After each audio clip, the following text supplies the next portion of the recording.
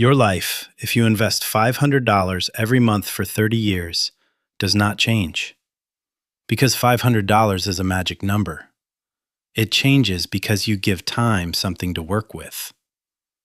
At a hypothetical 8% annual return compounded monthly, $500 invested every month for 30 years could grow to about $745,000 before fees, taxes, and inflation.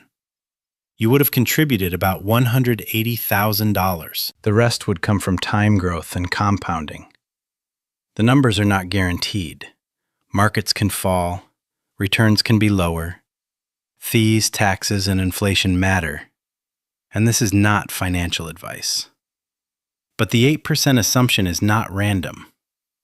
From the third quarter of 1993 to the third quarter of 2023, the S&P 500 returned about 834% in total, or about 8.8% per year annualized. That does not mean the next 30 years will look the same. It means time has historically been one of the strongest forces in long-term investing. And yet, according to Federal Reserve data reported from the 2022 Survey of Consumer Finances, only about half of Americans aged 18 to 34 had any retirement savings. That is why this story matters. Because the problem is not always that people do not care about the future. Sometimes they simply wait until the future feels affordable. That is what Theo is about to learn. He thinks $500 a month is too small to change his life. But 30 years later, he realizes the number was never small. It was early. Theo is 26 when he first thinks about investing $500 a month. Online, the number sounds simple. Just invest $500 a month. Just automate it. Just let compound interest work. But Theo is not living inside a spreadsheet. He has rent, insurance, groceries, student loans, a car that always seems to need something, a phone bill, and a credit card balance he keeps promising to kill. So when he looks at $500, it does not feel like a wealth-building number. It feels like pressure. It feels like less breathing room.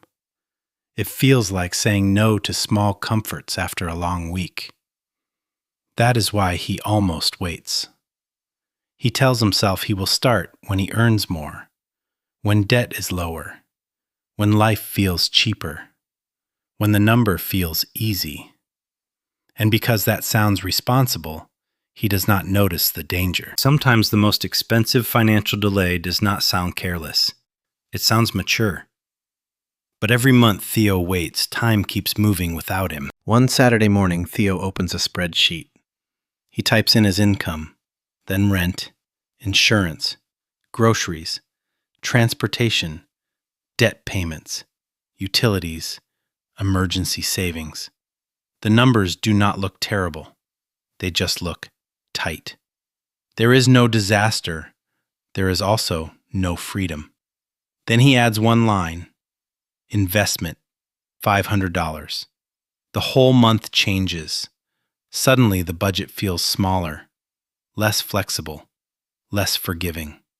Theo stares at the screen and feels annoyed. Not because the math is wrong, because the math is honest. $500 is possible, but it will not happen by accident. It will not survive if it waits until the end of the month. It will not grow if his future only gets whatever his lifestyle forgets to spend. That is the first uncomfortable truth. Future money cannot be built from leftovers if present life keeps eating first. So Theo asks a better question. Not does this feel easy, but can this amount survive? Theo does not become extreme. He does not cancel every small joy.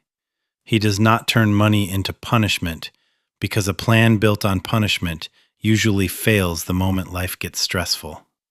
Instead, he builds a system. On payday, $500 leaves his checking account automatically. Before restaurants, before upgrades, before emotional spending, before the month gets loud. The transfer does not ask how he feels. It does not wait for motivation. It simply moves. Then Theo creates one rule. If $500 breaks the month, he does not quit. He lowers the amount temporarily and protects the habit. Because the habit matters first. The amount can grow later. That is the difference between a fantasy plan and a real plan. A fantasy plan works only when life is perfect. A real plan survives when life is normal. Theo cuts one unused subscription. He orders food less often when he is only tired, not hungry. He delays one upgrade he wanted, mostly because other people had it.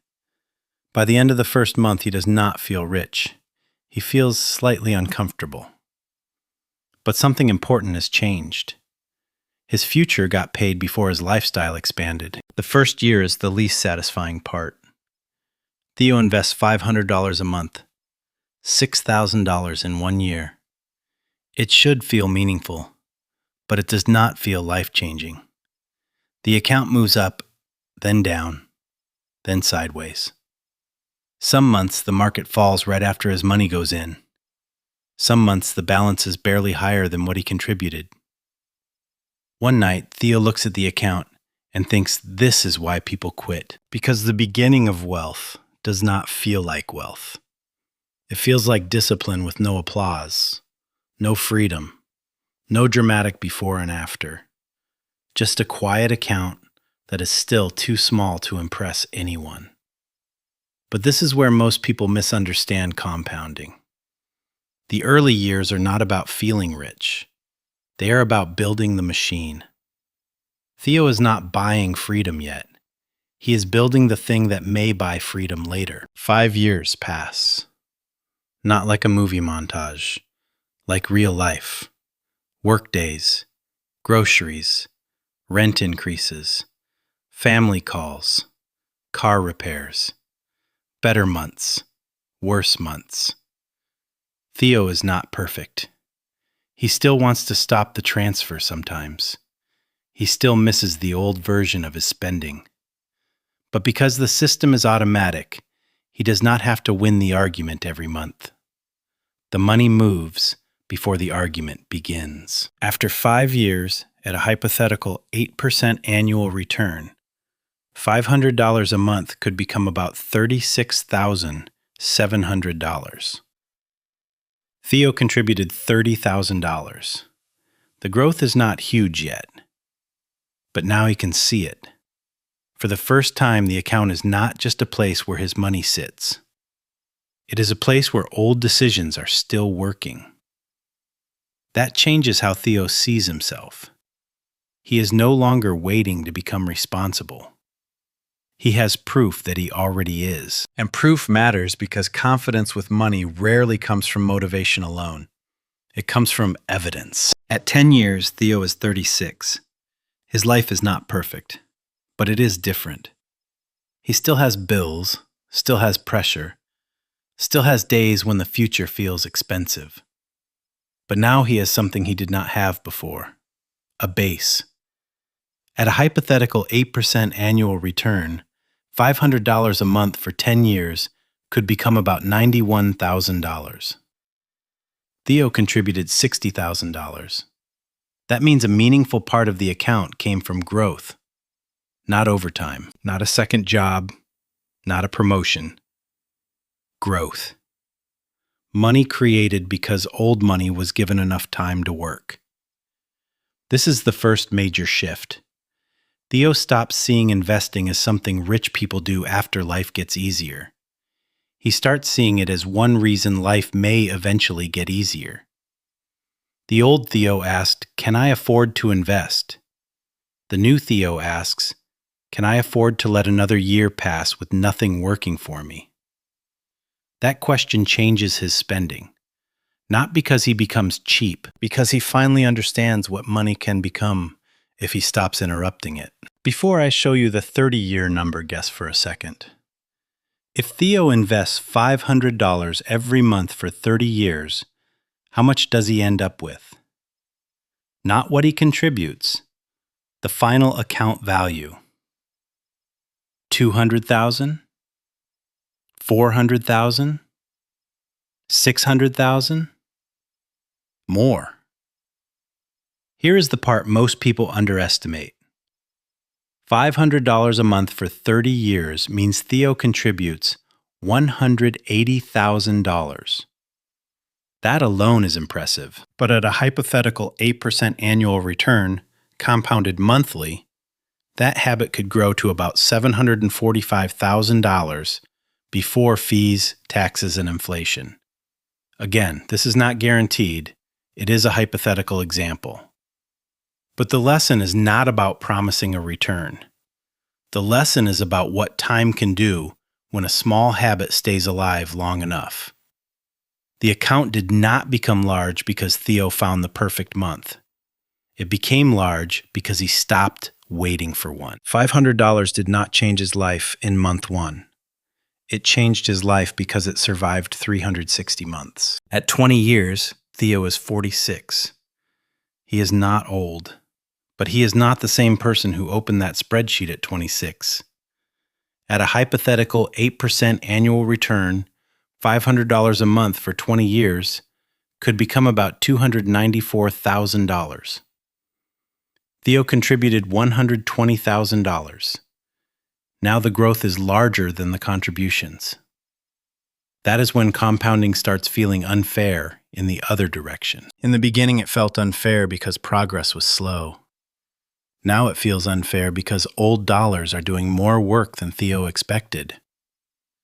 This is a stage where money begins to create emotional space. A surprise bill hurts less. A job problem feels different. A bad month is still bad, but it does not feel like the whole future is collapsing. Theo has options. That is what people often miss.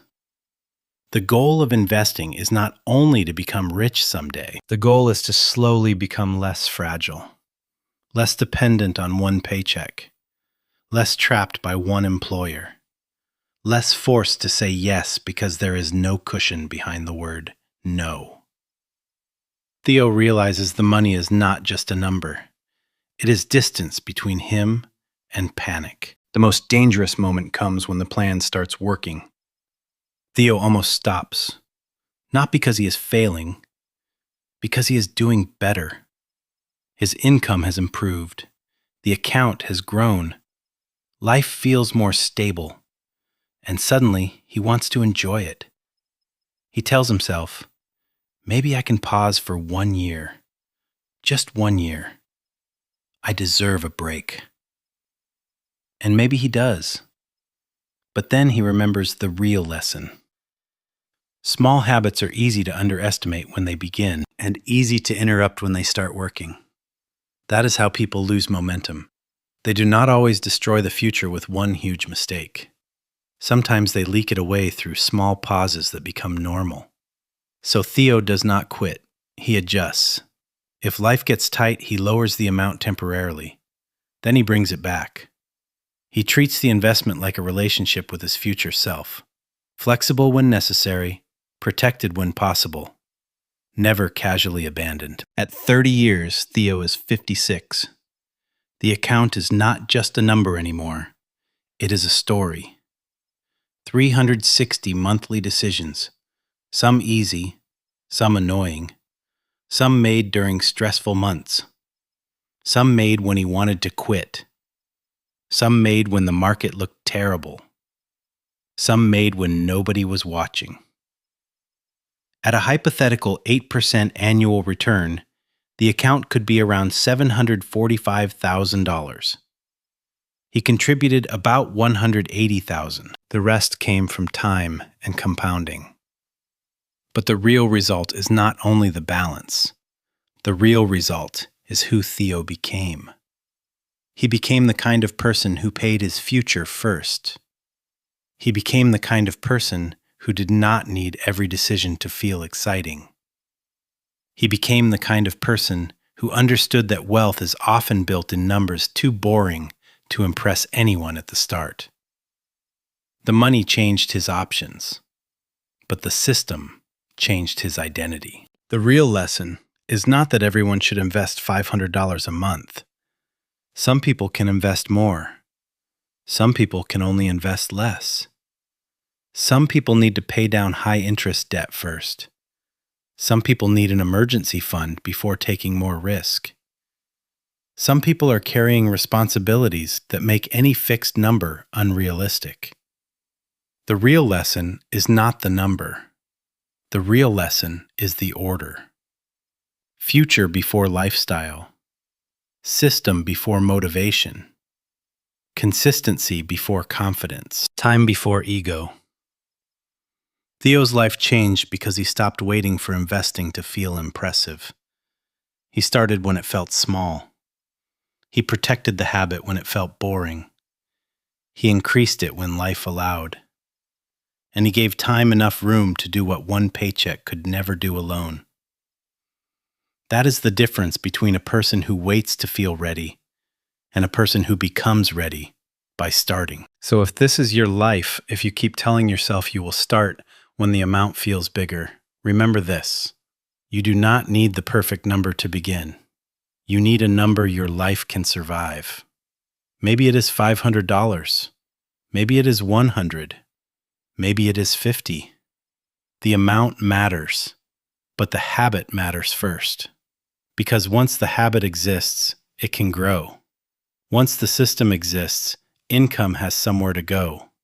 Once time is on your side, small money stops being small. Subscribe to Theo Finance for more cinematic personal finance stories about money, psychology, investing, income, lifestyle pressure, and financial freedom.